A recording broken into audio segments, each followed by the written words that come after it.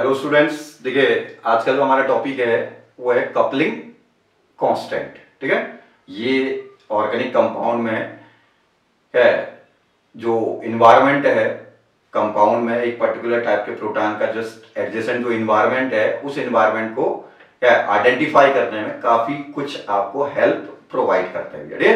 तो देखिए coupling constant क्या होता है उसको डिफाइन करने से पहले मैं एक एग्जांपल के थ्रू जाने की कोशिश करता हूं तो आपको ज्यादा इजीली आपको समझ में आएगा। देखिए सपोज ये कंपाउंड है CH3CH Cl2 है आपका, ठीक है, 1,1 डाइक्लोरो इथेन है। तो इसका यदि आप PMR सिग्नल आप बनाएंगे तो कैसा दिखेगा। देखिए ये इसका केमिकल शिफ्ट का डेल्टा स्केल हो गया, ये कौन सा लेवल हो गया TMS जिसको हम 0 कंसिडर करते हैं। डेल्टा वैल्यू पार्ट पर मिलियन में आपका इंक्रीज करेगा, इधर को इंक्रीज करेगा। ठीक है, ठीक हो गया। अब ये हमारे पास कितने टाइप के यहाँ पे केमिकल इक्विवेलेंट प्रोटॉन है, ये 3 प्रोटॉनों का आइडेंटिकल केमिकल एनवायरनमेंट है, इसका क्या इंडिविजुअल एनवायरनमेंट है केमिकल एनवायरनमेंट, तो 1 और ये 2। तो 2 टाइप के केमिकल इक्विवेलेंट प्रोटॉन है जो 2 केमिकल शिफ्ट आपका एग्जिबिट करेंगे। ठीक है, PMR में। तो इन दोनों में से कौन डाउनफील्ड सिग्नल होगा कौन अपफील्ड सिग्नल होगा, इतनी बातें तो आप समझ में आने लग गया होगा। ये देखिए इलेक्ट्रोनेगेटिव दो इलेक्ट्रोनेगेटिव क्लोरीन के एडजेसेंट पे है तो काफी कुछ डीसिल्डेड होगा ये प्रोटॉन। तो डीसिल्डेड होगा तो इसका हाई केमिकल शिफ्ट होगा, तो इसका जो केमिकल है तुम्हारा सिग्नल होगा ये डीसिल्डेड सिग्नल होगा। ठीक हो गया, इसको हम लिख लेते हैं B।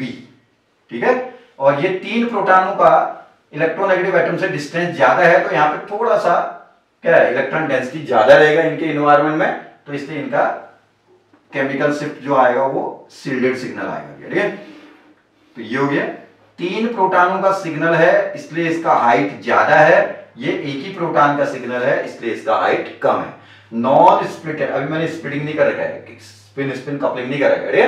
नॉन स्प्लिटेड सिग्नल्स में जो हाइट होता है भैया वो आपका इंटीग्रेशन मेथड से आपका डिटरमाइन किया जाता है और वो हाइट आपका इंडिकेट करता है कि कितने प्रोटॉनों का सिग्नल है। ठीक है, और जो स्प्लिटेड सिग्नल होते हैं उसमें हाइट इंटेंसिटी को क्या है रिप्रेजेंट करता है, उसका कुछ और आपका क्या है जो मीनिंग होगा वो क्या है उसको हम बाद में डिसाइड करेंगे। ठीक है, वैसे हम स्पिन कपलिंग का जो हमने वीडियो अपलोड कर रखा है उसमें आपको डिफाइन किया गया, उसमें से भी आप देख सकते हैं इसको। ठीक है, अब देखिए ये जो 3 प्रोटॉनों का सिग्नल है A, ठीक है, ये इसके एडजेसेंट पोजीशन पर कितना प्रोटॉन है 1, तो इसका सिग्नल कितने में स्प्लिट करेगा, n+1 होता है फॉर्मूला एडजेसेंट पोजीशन पर नंबर ऑफ प्रोटॉन। तो 3 प्रोटॉनों के बगल में 1 है तो इनका जो सिग्नल है तो 1+1 कितने में टूटेगा 2 में, तो यहां डबलेट बनेगा भी आपका। ठीक है, तो ये ऐसा आएगा डबलेट, ये इस टाइप का आपका डबलेट आ जाएगा इस केस में। ठीक है, और इस एक प्रोटॉन के बगल में कितने नॉन इक्विवेलेंट प्रोटॉन हैं 3 है, तो इसका जो सिग्नल है वो कितने में स्प्लिट करेगा बगल के नंबर ऑफ प्रोटॉन +1 में, कितना 3 + 1 4 में, तो 1 2 3 एंड 4। ठीक है, बिल्कुल सिग्नल का क्या है रिप्रेजेंटेशन भी सही होना चाहिए, 2 लेफ्ट साइड 2 राइट साइड।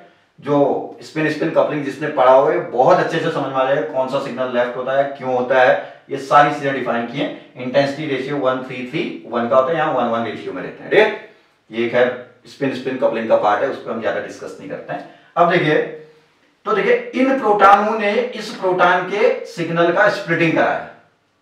ठीक है, और इस प्रोटॉन ने क्या ने इनके सिग्नल का क्या किया स्प्लिटिंग करा दिया आपका। ठीक है, दोनों ने एक दूसरे के सिग्नल को स्प्लिट कराया। ठीक, तो ये देखिए यहां पे जो स्प्लिटेड सिग्नल है उसमें 2 एडजेसेंट जो स्प्लिटेड सिग्नल है उनके सेंटर, इनके बीच का जो डिस्टेंस होगा सेंटर से सेंटर तक का, इसको कहते हैं कपलिंग कांस्टेंट J। ठीक है, ये हुआ J, किसका सिग्नल स्प्लिट हुआ है B का, किसने किया था A ने, ये B का सिग्नल ये है ना, ये तो है, और किसने स्प्लिट किया B के सिग्नल को A प्रोटॉनों ने किया, तो इसको लिखेंगे JBA। JBA मतलब B प्रोटॉनों का सिग्नल स्प्लिट किया गया A प्रोटॉनों के द्वारा। ठीक है, तो उस समय जो स्प्लिटेड सिग्नल्स हैं दो एडजेसेंट स्प्लिटेड सिग्नल है, उनके सेंटर्स का जो डिस्टेंस होगा, इसके सेंटर से इसके सेंटर तक का डिस्टेंस, हर्ट्ज में आता है डिस्टेंस, ठीक है, वो कहलाता है जे बी ए कहेंगे इसको, ठीक है। और ए प्रोटॉनों का सिग्नल कितने, ए प्रोटॉन के सिग्नल को किसने स्प्लिट किया था, बी ने स्प्लिट किया था, तो यहां पर इसको कहेंगे, ये जो डिस्टेंस है स्प्लिटेड सिग्नल्स के बीच में, ठीक है, ये कहलाएगा जे ए का सिग्नल स्प्लिट हुआ, ए किसने किया, बी ने किया, तो जे ए बी कहेंगे इसको, ठीक है। और ये पॉइंट बहुत काम का है, देखिए J A B will be equal to J B A, hertz में आएंगे ये डिस्टेंस होते हैं आपके। तो ये कहता है जो प्रोटॉन एक दूसरे के सिग्नल को स्प्लिट करते हैं, उनके स्प्लिटेड सिग्नल्स में दो एडजेसेंट जो आपके सिग्नल्स हैं या पीक्स हैं, उनके सेंटर का बीच का जो डिस्टेंस होगा क्या होगा, बिल्कुल सेम होगा। इससे पता चलता है, जैसे हमने कहा कि यहां जे बी ए की जो वैल्यू आई है, वही यहां पे आपका स्प्लिटेड सिग्नल के बीच का डिस्टेंस ये आया, तो इससे पता चला गया इस प्रोटॉन, इस सिग्नल को क्या एग्जिबिट करने वाले प्रोटॉन और इस सिग्नल को एग्जिबिट करने वाले प्रोटॉन एक दूसरे को क्या कर रहे होंगे, स्प्लिटिंग कर रहे होंगे, कपलिंग कर रहे होंगे, ठीक है।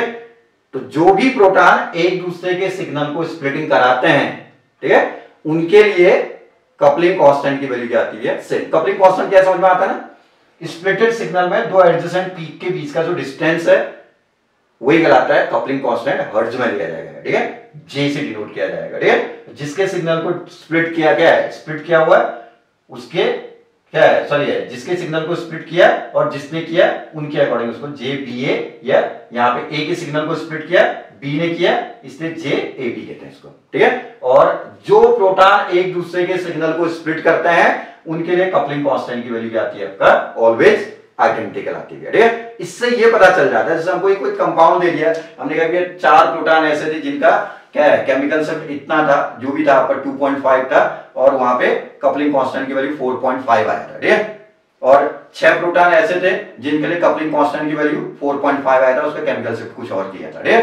तो दोनों के लिए केमिकल शिफ्ट सॉरी है, कपलिंग कांस्टेंट की वैल्यू 4.5 दे दिया, 4 प्रोटॉनों के लिए भी कपलिंग कांस्टेंट 4.5 है, 6 प्रोटॉनों के लिए भी कपलिंग कांस्टेंट 4.5 है। इससे पता चल गया कि वो 4 प्रोटॉन और 6 प्रोटॉन का जो सिग्नल होगा, ठीक है, सॉरी 4 प्रोटॉन और 6 प्रोटॉन जो होंगे वो एक दूसरे के सिग्नल को क्या कर रहे होंगे, स्प्लिट कर रहे होंगे या कपलिंग कर रहे होंगे, ठीक है। तो इससे कंपाउंड के अंदर क्या है, एनवायरनमेंट का पता चलता है कि ये कौन किसके एडजेसेंट पे होगा, कौन किसको स्प्लिट कर रहा होगा, ठीक है। इसका एक जनरल आइडिया आपको ऑब्टेन होता है with the help of coupling constant J.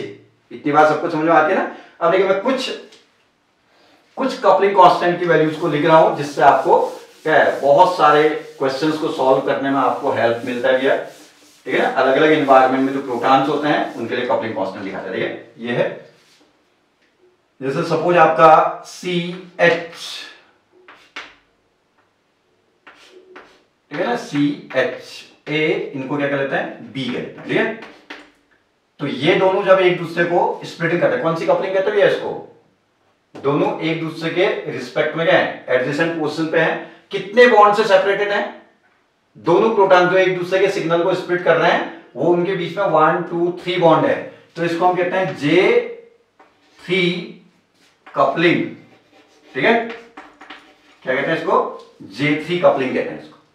3 bond से सेपरेटेड हैं, जो प्रोटॉन एक दूसरे को स्प्लिट कर रहे हैं, ये एक दूसरे के सिग्नल को क्या कर रहे हैं, स्प्लिटिंग कराते हैं, तो उसको J3 कपलिंग कहते हैं। और इस J3 कपलिंग में जो J की वैल्यू आएगी, कपलिंग कांस्टेंट की वैल्यू, ये होती है अप्रोक्स 7 हर्ट्ज के आसपास, ठीक है। इतनी बात ठीक है ना। और ये देखिए, दो प्रोटॉन जो एक दूसरे के सिग्नल को स्प्लिट कर रहे हैं, वो एक ही कार्बन पे हैं, जैसे ये है ना, ये ऐसे दे देते हैं, ठीक है, A एंड B।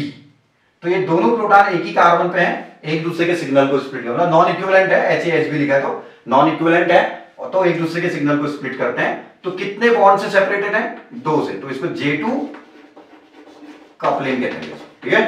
क्या हुआ, J2 कपलिंग, जेमिनल कपलिंग भी कहते हैं इसी को, ठीक है ना। देन इसके लिए जो J की वैल्यू आएगी भी है, ये आता आपका 2 हर्ट्ज का, बहुत लो रहती है, ठीक होगा ना। ऐसे देखिए, ये हमारे पास कंपाउंड है एक बहुत इंपॉर्टेंट आपका क्या है, ये HAHB, ठीक है। डबल बॉन्ड की क्या है, एक कार्बन से एक प्रोटॉन है, दूसरे कार्बन से एक प्रोटॉन है, दोनों नॉन इक्विवेलेंट हैं।